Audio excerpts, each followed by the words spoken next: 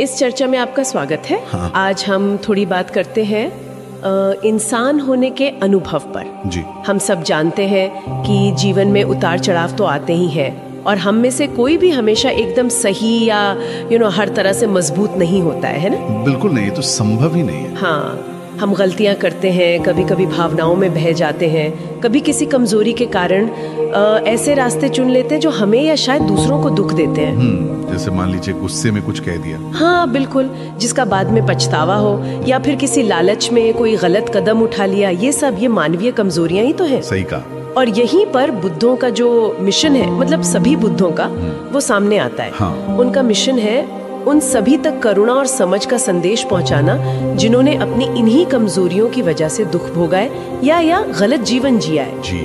बुद्ध की शिक्षाएं असल में रास्ता दिखाती हैं कि इन कमजोरियों से कैसे ऊपर उठा जाए। मानव तक ही सीमित नहीं है, ये भी एक जरूरी बात है। हाँ, ये बहुत महत्वपूर्ण है। कर्म का सिद्धांत हमें बताता है कि हमारे पिछले बुरे कर्म, चाहे वो मन से हो, शरीर से या वाणी से, उनके फल के तौर पर हमारा जन्म पशु योनि जैसी दुखद अवस्थाओं में भी हो सकता है। जी।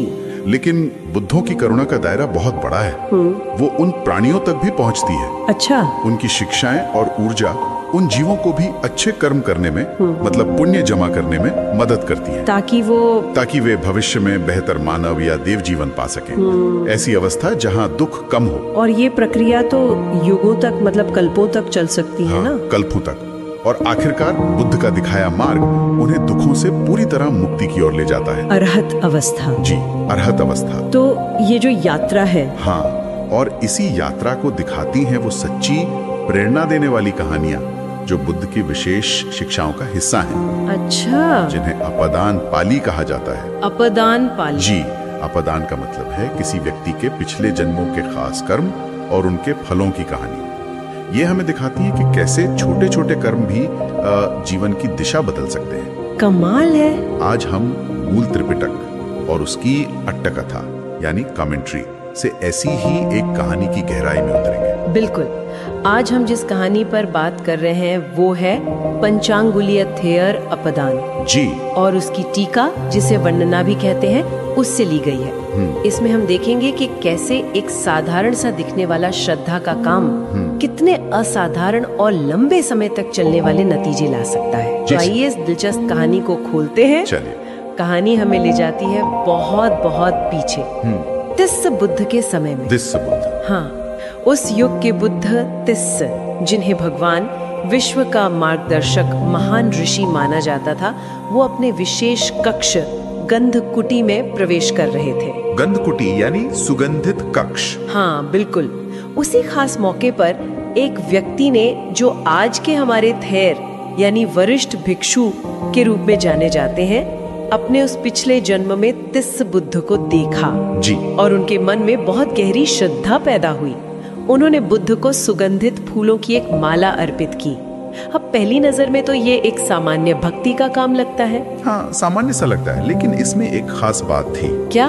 कहानी और टीका बताती हैं कि उस व्यक्ति ने बहुत आदर और एकाग्रता के साथ अपनी 5 उंगलियों का इस्तेमाल करके वो माला बुद्ध को भेंट की थी। 5 उंगलियों से?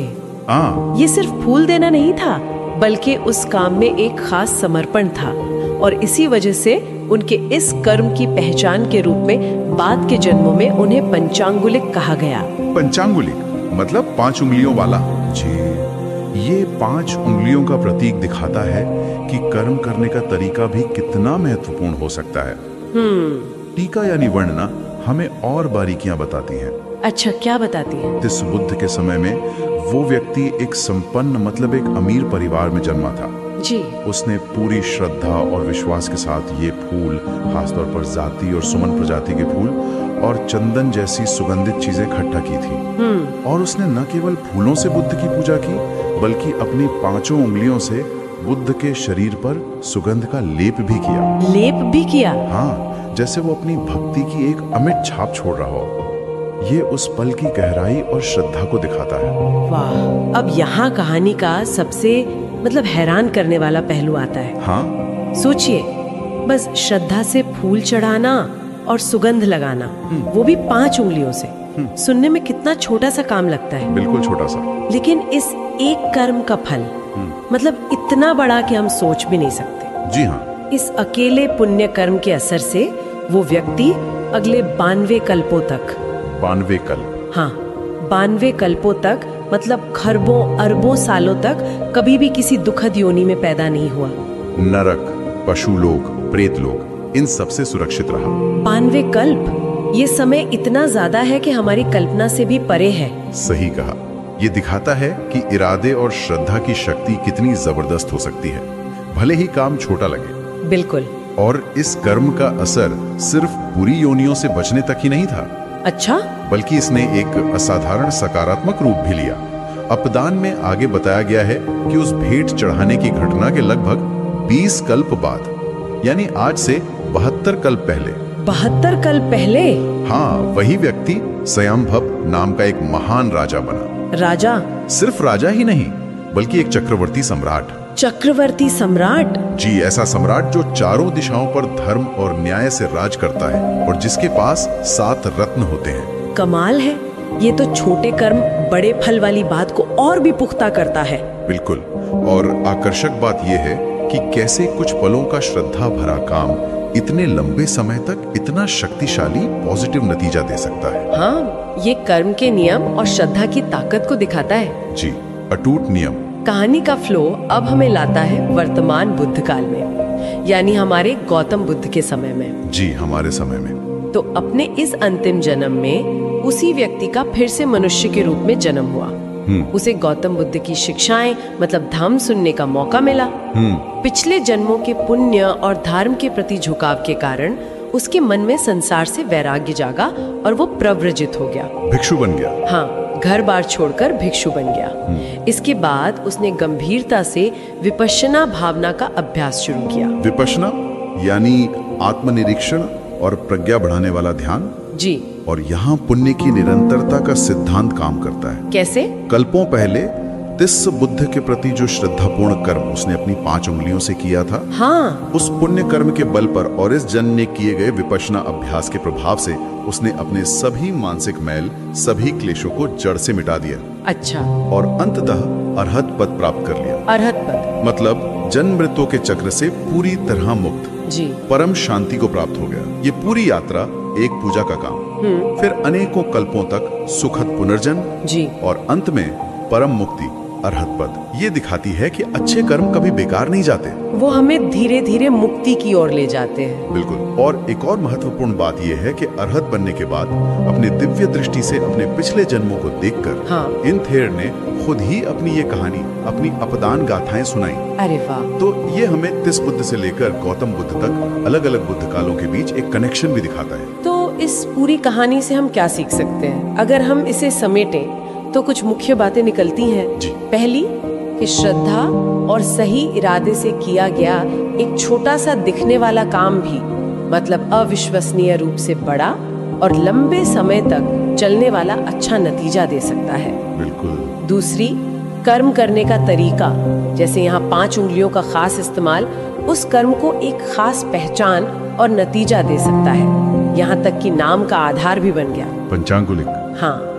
तीसरी, कि पुण्य कर्म एक लगातार बहने वाली धारा की तरह है। ये जमा होता रहता है और हमें सांसारिक सुखों से होते हुए आखिरकार परम मुक्ति तक पहुंचाने में मदद करता है। पुण्य की निरंतरता। हाँ। और चौथी, ये कहानी हमें ये भी याद दिलाती है कि बुद्धों की शिक्षाएं और उनका प्रभाव समय और काल की सीमाओं से परे हैं।